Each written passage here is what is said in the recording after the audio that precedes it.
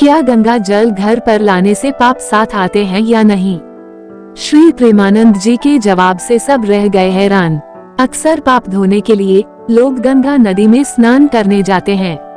हिंदू धर्म में लोग गंगा और यमुना जैसी पवित्र नदी में पाप धोने के लिए जाते हैं, लेकिन फिर वही गंगा जल साथ लाकर अपने घरों में छिड़कते हैं। तो क्या जो जल हम अपने साथ लाते हैं उसमें सबका पाप होता है?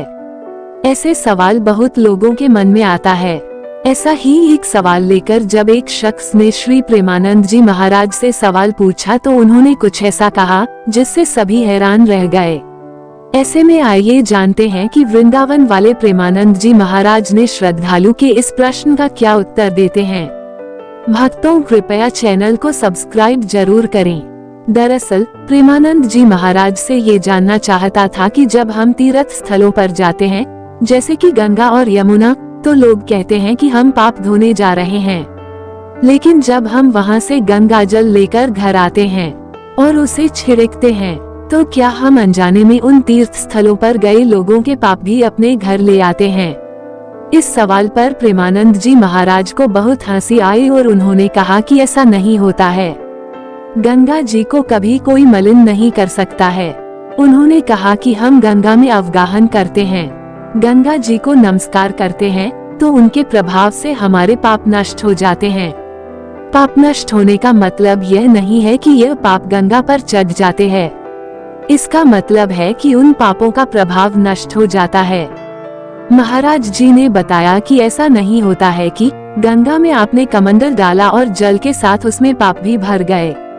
ऐसा भाव मन में कभी नहीं रखना चाहिए। प्रेमानंद जी महाराज के अनुसार गंगा जी हमारे पापों को नष्ट कर देते हैं। जैसे जब कोई रोग होता है और डॉक्टर के द्वारा उसे ठीक किया जाता है तो वह रोग डॉक्टर पर न जाकर खत्म हो जाता है, वैसे ही गंगा जी हमारे पापों को नष्ट कर देते हैं। उन्होंने बताया कि यमुना जी, गंगा जी, वृंदावन धाम, काशीपुरी, मथुरा, अयोध्या, ये सब परम पावन भगवान की लीला भूमि धाम है।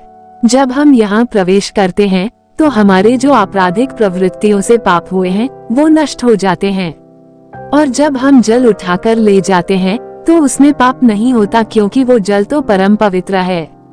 आशा करते हैं कि ये वीडियो आपको पसंद आई होगी। पूज्य श्री प्रेमानंद जी महाराज की ऐसी ही और वीडियो देखने के लिए कृपया हमारे YouTube चैनल को लाइक और सब्सक्राइब करें। हमारा उद्देश्य किसी की भावनाओं को ठेस पहुंचाना या आहत करना बिल्कुल भी नहीं है।